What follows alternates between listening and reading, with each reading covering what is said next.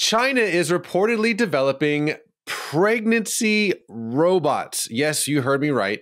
Complete with artificial wombs to help couples struggling with infertility. This is not science fiction. Billy, this is absolutely wild. Let me read you something from the doctor who's spearheading this technology, Dr. Zhang Quifeng. He said, quote, "The artificial womb technology is already in a mature stage, and now it needs to be implanted in the robot's abdomen so that a real person and the robot can interact to achieve pregnancy, allowing the fetus to grow inside." Billy, what's your reaction?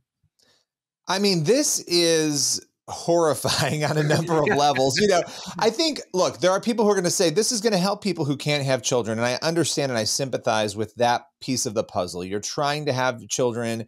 You can't do it. You're looking for a way to have that happen. I think there are so many ethical issues that emerge with this, though. God designed the body in a very particular way, not just the body, but he designed relations between a man and a woman in a particular way.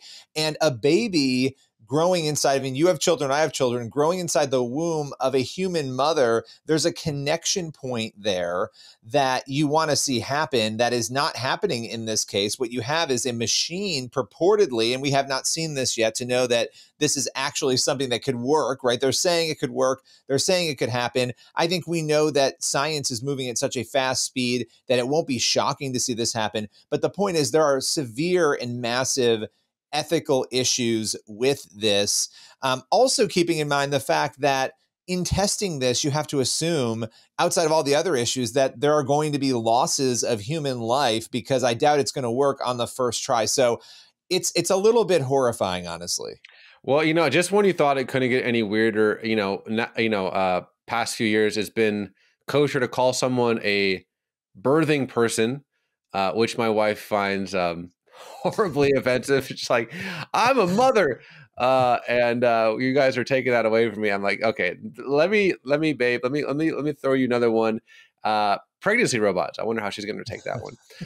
But apparently the price is 100,000 yen, which is about $14,000. Which, to your point, if surrogates cost between 100K and 200K, this is a much cheaper option. Now we've talked about gender confusion, all that stuff. But now we're talking about non-human relations, humanoid ethics. It's a whole new can of worms. I was thinking like, God, like, what's a Bible verse that I could, use to add to this conversation? I'm like, I don't know. Like I have to start from square one. Like, okay, robots creating or at least facilitating human life. I don't know where that is in scripture. So Billy, maybe in closing, like how do we even start this conversation from a biblical ethics standpoint?